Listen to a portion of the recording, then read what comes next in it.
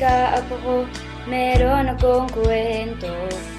Panahon ng paghihirap at pagkakagulo. Walang nag-iingay, lahat bulag-bulagan. Ni isa'y ligtas sa kapahamakan.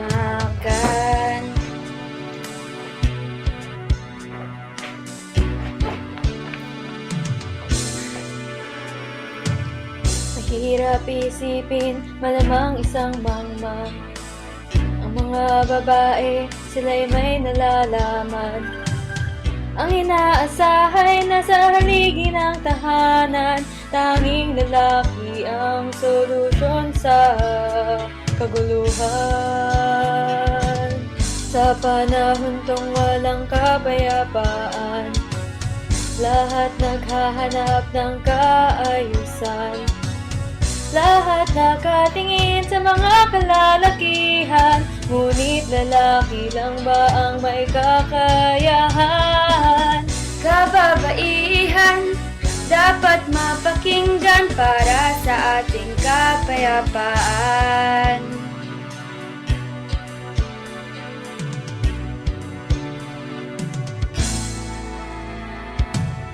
Bawat bayani may kaukulang panahon, kapanahunan at pangyayaring umiiral.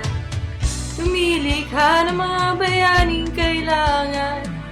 Sa panahong ito'y kababaihan ang ilaw. Di naman tayo ang tunay na magkalaban, ang mga sakim naman din talaga. Abuso lamang at sariling tinitingnan, at ang pera natin ay naging kanilang yaman.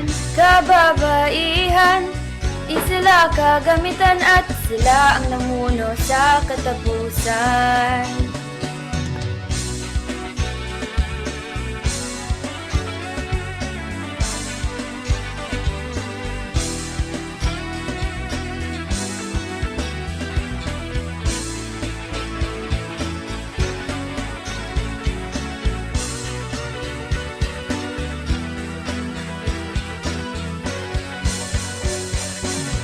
Ang ina'y di lang nagugoy ng duyan, tumutulong sa pag-unlad ng bayan.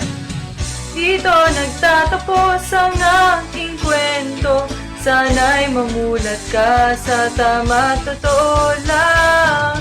Kababaihan, dapat mapakinggan para sa ating kapayapaan. Kababaihan, di sila kagamitan at silang namuno katapusan.